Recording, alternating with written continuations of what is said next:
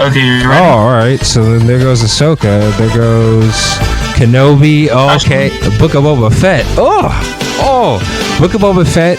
Put that in D tier. No. We can we can just like review the Phantom Menace.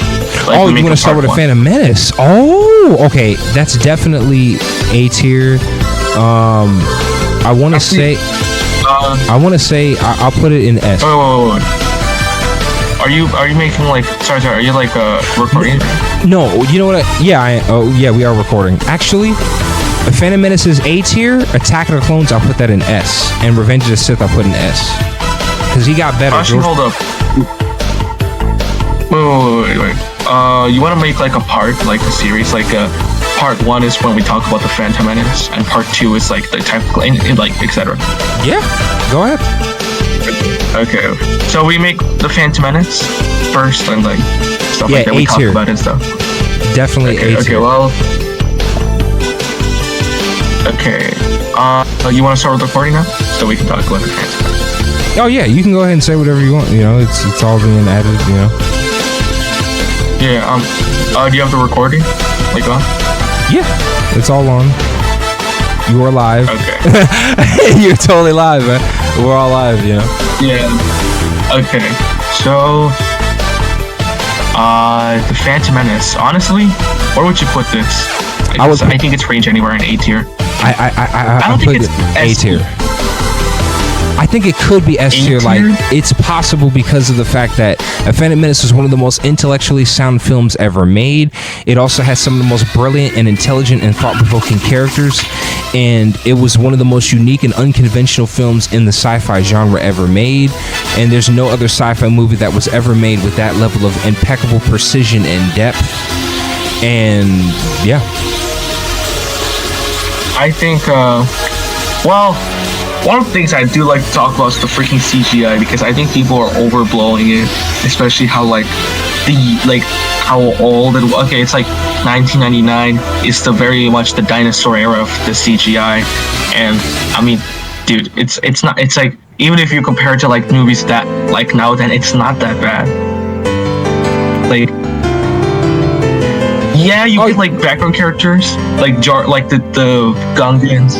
Like, the Gungans do look kind of like uncanny in the background, but overall it looks pretty fine, especially in the large shot. Overall the visuals look pretty good. Some of them look dead real because they mixed practical effects with CGI. A lot of people don't realize that when they made the prequels, they actually mixed those two things together. They mixed practical effects and CGI. Yeah. That's why I kind of find like the CGI argument stupid, because they talk about, the original trilogy, they had practical effects and stuff. Like, when the Phantom Menace probably has the most practical effects out of any Star Wars movie, including the original trilogy combined. And this also applies to Attack of the Clones and Revenge. Actually, no, Attack of the Clones and Revenge of the Sith, they use more CGI than practical effects, but they still the prequels had like more practical effects than the original trilogy ever had. And I'm like, it doesn't it doesn't make any sense when they like criticize the prequels CGI or these special effects, when I can find more stuff to talk about the special effects of how bad, quote unquote, badly aged in the original trilogy. Like, you gotta understand, these movies are freaking old. And the Phantom Menace, when they made like the CGI and stuff, they literally made their own shit to like act. It was that revolutionary for like the industry. Like, the CGI, seriously, it's not that bad. Like, I don't know why people bitch about it. Especially like the freaking pod race, it's still good. I rewatched that. It's still freaking good. Like, how? Why is it bad? Okay, when people say oh, the CGI is this and that and yada yada yada, it's ridiculous because they mixed practical effects and CGI. They didn't even just use CGI, so you got to understand that. That's number one. And number two, not only did they mix practical and CGI, but some of those special effects, they still hold up to this day, and some of those special effects look dead real. Like the battle droids, when you see them in the battle of Naboo Plains versus the Gungans and everything, when you actually see the droids and the way they look and their design and their artistic direction and this reflection of the light off the surface of their skin, it looks so real. And that's because it wasn't entirely just CG. It was also practically made as well. So he just used CGI lighting for a lot of the practical effects. The battle droids actually do kind of look like kind of real. I'm not going to lie. I think the only times where they don't look real is like the background. But when you think about the background, that's probably the time when they're actually just using CGI because, you know, they can't fit all of the freaking battle droids. But like, you know, again, it's like the background and it's 1999. But still, even when you look at like the close-up shots of the battle droids, they do look freaking clean.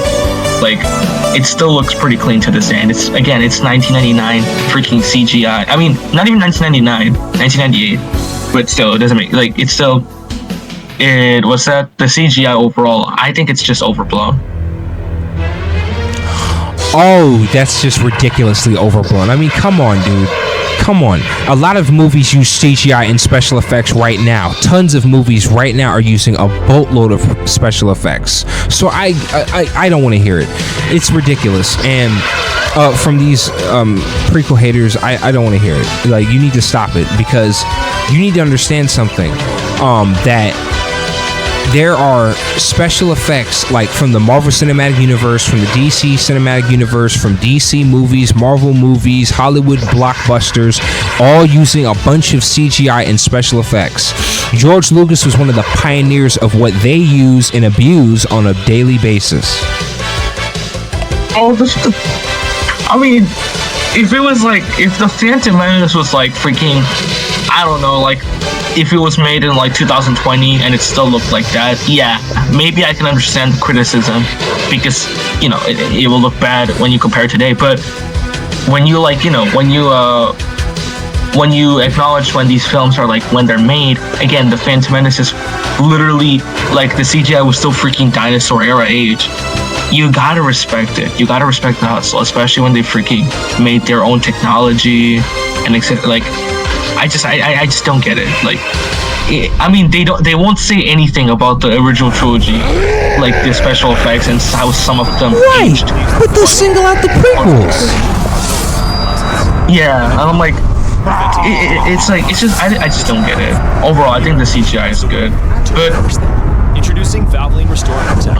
What's that? But another criticism I do like to talk about is freaking Jar Jar, and that's even more overblown than the CGI for some reason. Like this freaking one character, a character who isn't even in the movie nearly as much as the other main characters, and they exaggerate and exaggerate and exaggerate. And the only thing I see about the prequels nowadays being talked about other than the CGI is freaking Jar Jar, and I'm like, what do you want about Jar Jar now? I mean, I've seen people even talking about like, oh, Jar Jar gets too much screen time. That doesn't even make any sense because, I mean, okay, even if you like, okay, so because I seen a video one time talking about Jar Jar and how he had too much screen time and comparing it to like the droids, but that doesn't even make any sense because the droids were like the main characters of the first half of The New Hope. I don't know how you're comparing their like screen time to Jar Jar. And even if Jar Jar, yeah, I'll admit sometimes Jar Jar does take up a bit too much of the screen time. A bit too much of the screen time, but overall, throughout like Tatooine, which is like the most screen time he's getting, he's literally just a background character for most of the time. Well, he was very helpful to the story. A lot of people don't realize that. Not only was he very helpful to the story, but at the same time, he also did a good job helping out with a lot of the he helped out a lot of the main characters of the movie, and his humor is so over the top, so ridiculous that it actually makes me laugh. I'm sorry, like when he was like, you know, like he was like, "P, you son." That was what the hell? The fact that George Lucas is such an intelligent person that he'll create dialogue like, "The ability to speak doesn't make you intelligent," or "How do you know I didn't take it from a Jedi and kill him?" You know, he'll make brilliant lines like that, but then he'll also make humor like Jar Jar, showing that he has fun with his intellect. He's not just taking it seriously, he also has fun with it, and that's actually really good. That's something they don't realize about that. I mean, the freaking dialogue as well, but I mean, actually, no, that's a kind of fun thing. I'm not going to talk about that yet. But overall, what's that? The Jar Jar stuff, it doesn't make any sense. I don't know why they. I mean, okay. Here's the thing. Even if he doesn't make you laugh, I mean, you gotta understand, this dude was made for like the child. Like, it's very clear he's made for like the child demographic. Just from the way he look. Okay, you can't tell me with a straight face and say that, oh, Jar Jar is like not made for kids. Like, he is made for the kids. These movies are designed for the kids, and he's made for the child demographic. I mean, like Jake Lloyd has talked about it before, and I quote, "Have you ever seen a kid that really hates Jar Jar Binks? Like, seriously, I've never seen a kid. I mean, I watched the movies as a kid with my cousins, with my sister. I've never seen any of them say, damn, Jar Jar fucking sucks. If I haven't, like, I do not remember it. Like, the black I've never seen any kids do that. I mean, even if they were, I mean, I don't know, man. Maybe the adult had some influence, but overall, it's very clear that Jar Jar is made for the kids. He's made for the kids. That's actually a really good point. I have yet to have ever seen a kid go crazy over Jar Jar the way these grown ass adults do. They're grown adults sitting there tripping about a character who barely got screen time, and then the screen time decreased each film. Yeah, I'm like, literally, okay, even then, even if you want to argue that, oh, Jar Jar is just like, oh, freaking bad, like, comedic character, I mean, he still serves the plot at least. The dude, okay, he wasn't just like a background character who was just there for the fun of it. He was a POV character who accidentally got swept into the action. Kind of like Luke Skywalker, but anyway. He got swept into the action, and later on, he just like, and then he actually made some relevance when he, you know, I don't know, when he bonded the freaking Gungans and the people in Naboo together. Like, come on, he's pretty much relevant for the final climax of the movie. He's not just some random background character who's not relevant.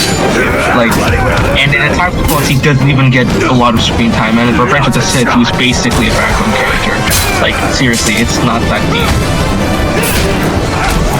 Oh yeah, I'm pretty sure it was something behind the hate, and I'm pretty sure George wanted to like expand him more, but the hate that he got, that was just too much. I mean, I guess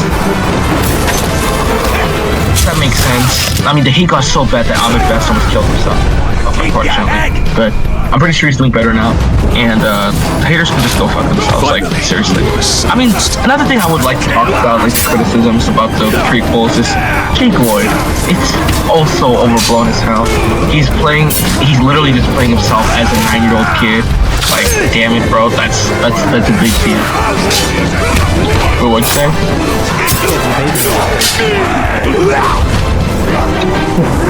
I mean, yeah, I've heard of the actor, but I've never really heard about like a lot of the stuff. Nothing to me.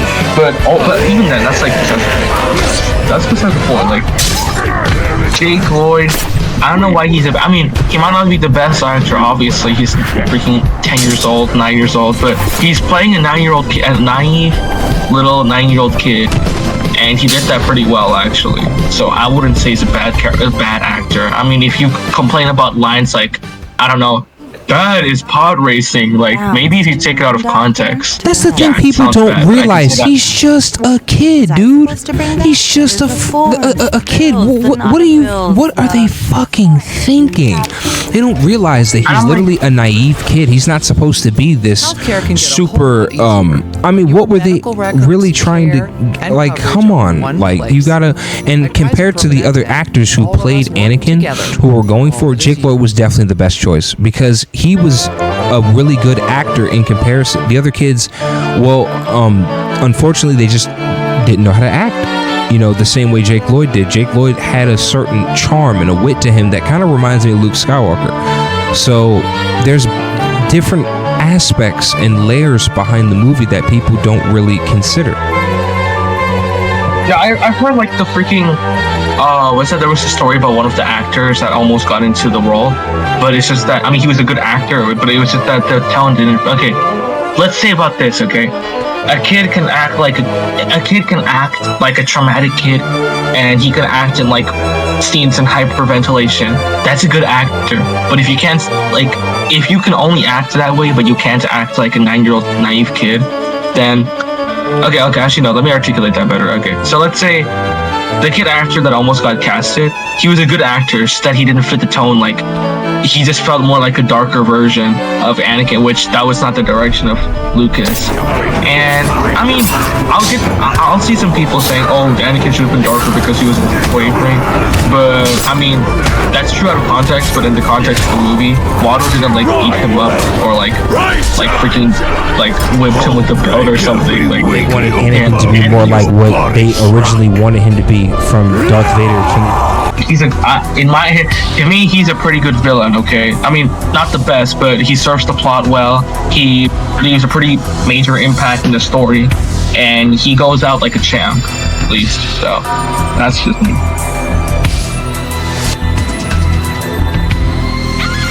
That's what I'm saying. You know, A Phantom Menace was so intelligent, so brilliant, so many incredible aspects, and you know, the thing is, they don't realize that the Jedis are trained to detach themselves from,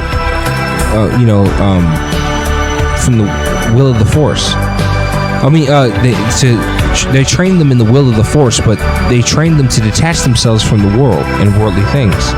So they're not going to act and speak in the way that you think. The way that they talk is from a detached point of view. That's why they talk like that. That's why they sound like that. Plus, it's a galaxy far, far away. They're in outer space, so they aren't going to speak like how we speak here on Earth. So that's another thing. They're speaking like freaking emotionless monks, which is exactly what they are. So I don't know what's the deal with it. And it's funny because they actually do have emotions, because there's moments in the movie where they show the emotion of the character. And moments like, well, you were right about one thing, Master. Negotiations were short. And I mean, it's just subtle. They don't shove it in your face every 5 seconds. What's that? They don't show they don't show that, like Obi-Wan. I mean, he's like a Padawan though, so I guess that makes sense. He's still like a young Padawan, so him being like a bit rebellious is true. I mean, Qui-Gon has his own personality. Like, he's stoic as hell, but he has a rebellious character and stuff, and he bends the rules of the Jedi Order.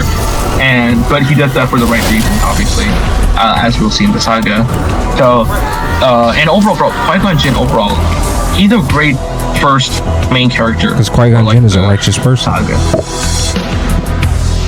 Yeah, I think Qui-Gon is like a really well-balanced character overall. He's a good like first main character. He we follow along the journey, like the world building of the Phantom Menace and stuff. And overall, his character, what's shown, it's still pretty good. Like,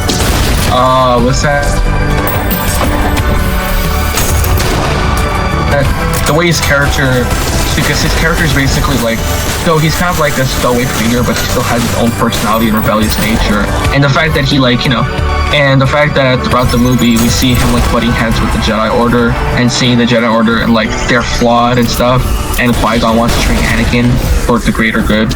I think that's pretty good, like, characterization and conflict, and setting up the conflict for like the later movies, because the Jedis will be pretty relevant for Anakin's fall to the dark side, and also makes Qui-Gon's like death more impactful as well, which I think is probably the most impactful thing in the saga besides Anakin's death. So I'm like, overall, I think Qui-Gon's like a pretty good main character, and overall a pretty good character, like, as himself. I don't know why some people don't like him. I think he's a pretty good character.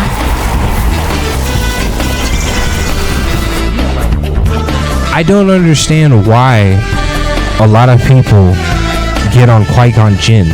He's one of the greatest Star Wars characters who's ever lived. He's such a great character. He's so iconic. He's so brilliant. He's so intelligent. And he's kind of sly. He's kind of slick. He's kind of cool. You know what I mean? At the same time, there's a lot of times where he'll have this dialogue that lets you know, oh, this guy's got a little Schwab in him. You know, he's really interesting, you know, and you can see the interworkings of what led into Obi-Wan's characterization in A New Hope through Qui-Gon Jinn. Honestly, it's just like, it's for me, I think just Qui-Gon Jinn is basically like that one character who appears in this one movie and stuff, or one part of the series, but makes like a huge impact. Like, for example, I don't know, Shane Walsh in the comics of The Walking Dead. He appears only in one issue, besides some flashbacks, but he still makes like a really big like impact on Rick and stuff like that. I think that's the thing with Qui-Gon. He's basically a character that's not really supposed to be there for too long, but he still makes a large impact, shows all the conflict in this story, lays out some of the stuff, and lays out some of the conflicts too. I think he's overall a pretty good main character.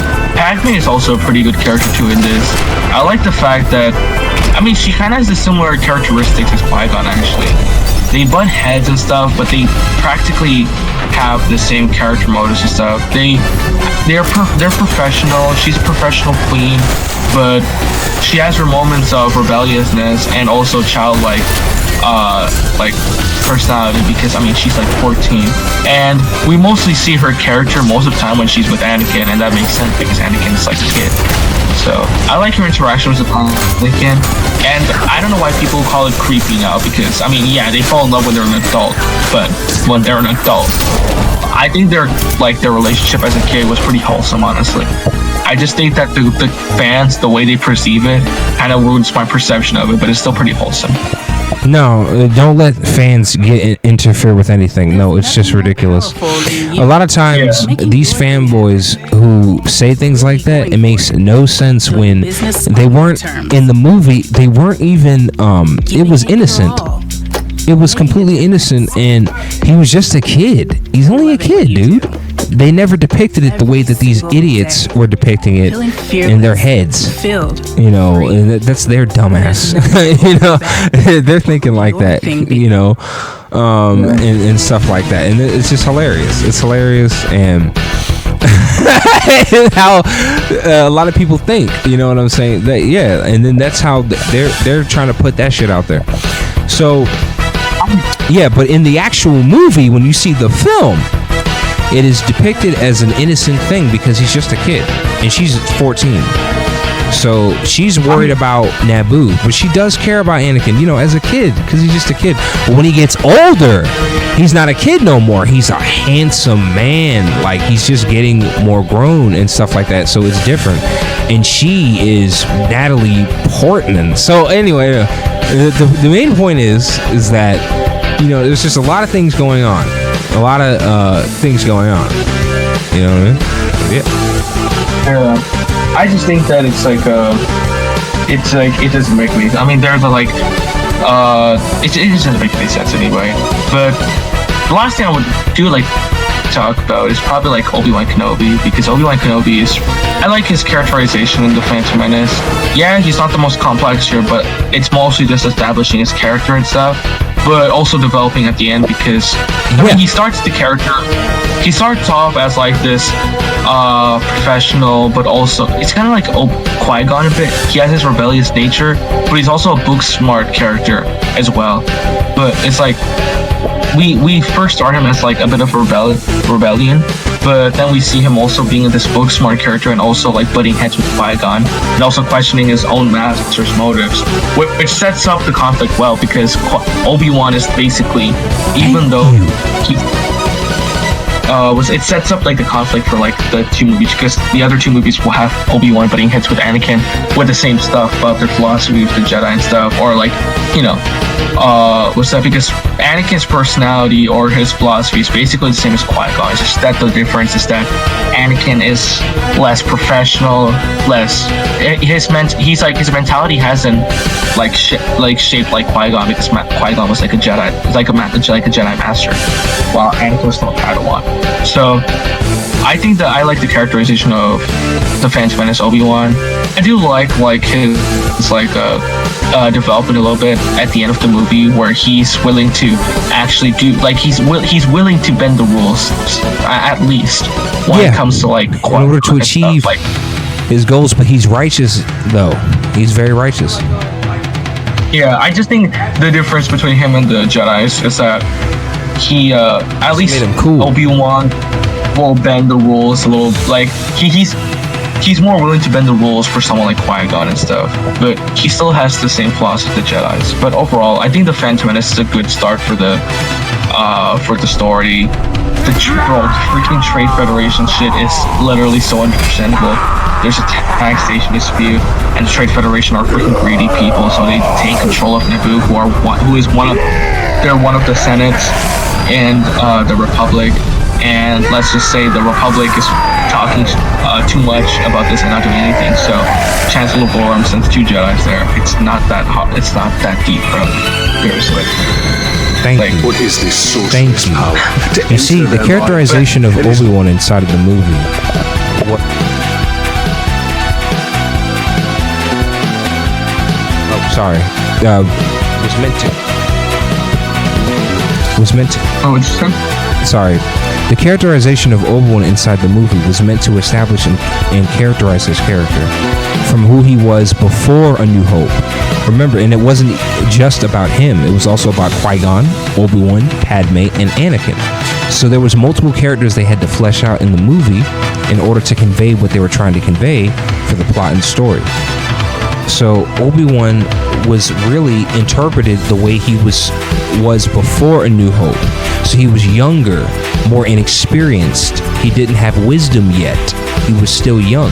This is why he had a lot of disputes with Qui-Gon Jinn when Qui-Gon Jinn would go against the Jedi Council. You know, and when you brought that up, that's when I knew, yeah, you're a true fan, like a diehard prequel fan, because you actually knew that. You know, a lot of people don't even know about that. They don't even pay attention to the movie.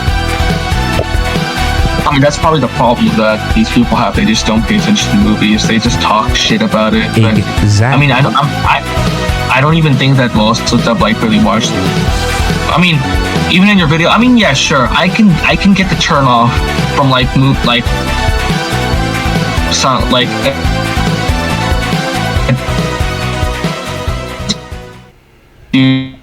Dude screaming at us at it or enough to like watch the videos and actually talk about why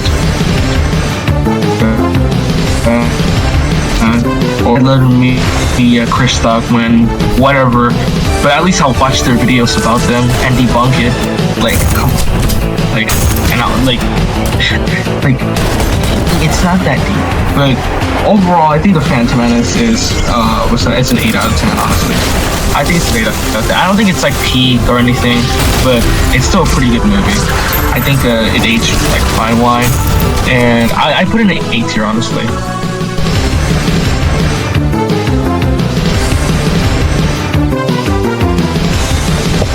I think A Phantom Menace is a 9.1. Fantastic movie. 9.1. I think it has fantastic characters. I love the characters very much. I thought there were so many elements of it that's so unconventional for its time in comparison to other sci-fi films. Qui-Gon Jinn was fleshed out. Obi-Wan was decently fleshed out. Anakin was definitely fleshed out. And Padme was very fleshed out, especially with her plot about Naboo Theed, and the taxation of her innocent people, and how she had to take matters into her own hands in order to determine her own fate. And it was incredible. And I love the Battle of Naboo Theed. It's one of my favorite battles in Star Wars history. I thought the build-up intention was excellent. The cinematography was phenomenal. So there's many elements that make A Phantom Menace a spectacular movie, a spectacular introduction to the prequel era verse of the Star Wars universe. Or just overall as an introduction of like I mean, I always recommend people to just like watch like I just recommend people to watch the prequel. Like I mean, that's how they're supposed to be watched anyways. I watched it like that as a kid. See, when I was a kid, I first saw the original trilogy first, but when on Spike TV, they would always play all 6 films, and they would play the prequels first. So that's how I kept seeing it, and it's an incredible experience. Let me tell you, it is experience like no other. If that's how you're gonna see it, that's the way to see it. It's mind-blowing, especially when you get the revelation in Empire Strikes Back after seeing those movies is like a whole new context and impact. So yeah. maybe, just maybe, these stories are not about Luke, but about Anakin. Oh yeah, I mean, yeah, it's actually really true.